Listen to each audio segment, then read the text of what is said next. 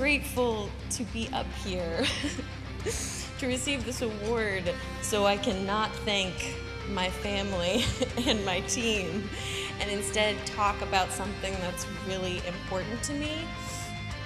I'd like to bring to light an aspect of our industry that has risen to the surface in the last week. It's an issue that's been bubbling since really the whole time, but this issue has a solution that each one of us in this room can participate in.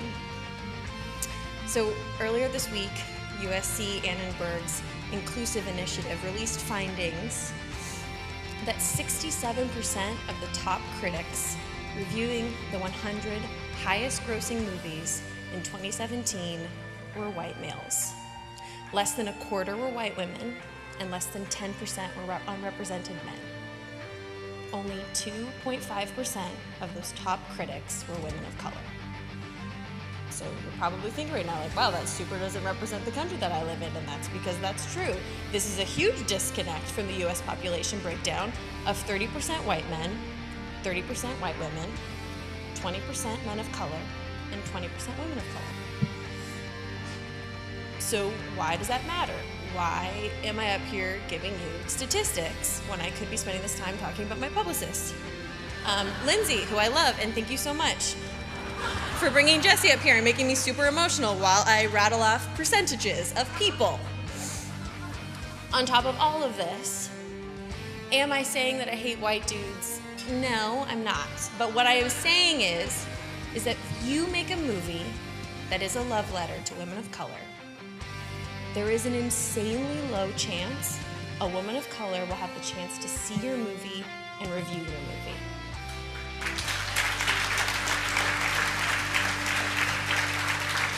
And this is also not to mention other people besides white dudes like Star Wars and would love the opportunity to do a set visit. And I'm also saying I don't hate white dudes. I'm just saying we need to be conscious of our bias and do our part to make sure that everyone is in the room. So what would it take for the critic pool to match this 30-30-2020 real world breakdown, and how can we get there? Well, here I am. It's easier than you might think. The bottom line is that if each of the top 100 films in a year added 9 critics that are 3 underrepresented males, 3 white females, 3 underrepresented females, and the average critic pool would match the US population in just 5 years. Super simple. Really sucks that reviews matter, but reviews matter. Good reviews out of festivals give small independent films a fighting chance to be bought and seen. Good reviews help films gross money. Good reviews slingshot films into awards contenders. A good review can change your life. It changed mine. Our industry has gone through a major growth. Thank you for clapping for my good reviews. I love that. It's so excited to be yeah, that one time. Our industry has gone through a major growth. We are expanding to make films that better reflect the people that buy movie tickets, but they are not allowed enough chances to read public discourse on these films by the people that these films were made for. I do not need a 40-year-old white dude to tell me what didn't work for him about A Wrinkle in Time. It wasn't made for him. I want to know what that film meant to women of color, to biracial women, to teen women of color, to teens that are biracial. And for the third time, I don't hate white dudes. These are just facts. These are not my feelings, and I'm really sorry, Lindsay. Please don't kill me. As some of you know, I immediately jumped onto Frances's brilliant words, inclusion rider, and this was way before she had bumper stickers for her iPad, because I know that this means that my work will be shown, digested, discussed by a variety of people, not just a singular perspective.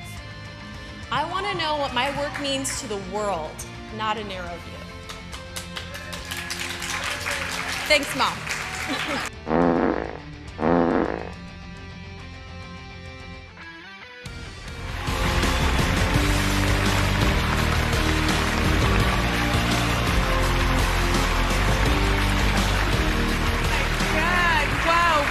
You can sit.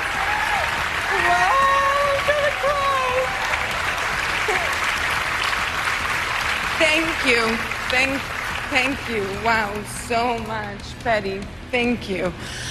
Thank you to the critics for this amazing honor and recognition. And thank you so much, my friend, my sister, Patty, for your beautiful words. Wow, I'm blown away. I'll lose this. To be standing up here in a room filled with so many people who I look up to, respect, and admire. Throughout my career, I was always asked to describe my dream role. And it was clear to me that I wanted to portray a strong and independent woman, a real one. The irony in this is that later, I was cast as Wonder Woman. And all of these qualities I looked for, I found in her. She's full of heart, strength, compassion, and forgiveness. She sees wrong that must be made right. She takes action when everyone around her is idle. She commands the attention of the world, and in doing so, she sets a positive example for humanity. Wonder Woman also struggles with her own love and hopes. She gets confused, insecure, and she's not perfect, and that's what makes her real. We wanted her to be universal, to be an inspiration to all people all around the world, and our plan was to make sure we didn't give too much attention to the fact that she's a woman. The whole process of creating this film inspired me, and I hope we managed to inspire others. Now, when I started acting, there were very few female-led movies and even fewer female directors. This year, 3 of the top grossing films were female-led. Yeah? And one of them was directed by my wonderful Patty Jenkins. Yeah. There were 8 other films in top 100 which were directed by females. So although this is a progress, there is still a long way to go. Patty just shared an anecdote with me, and she said that someone told her that his 3-year-old saw the movie, and when the movie ended, the boy said, "When I grow up, I want to be a woman." So, as artists and filmmakers, I believe that it's not only our job to entertain, but our duty to inspire and educate for love and respect.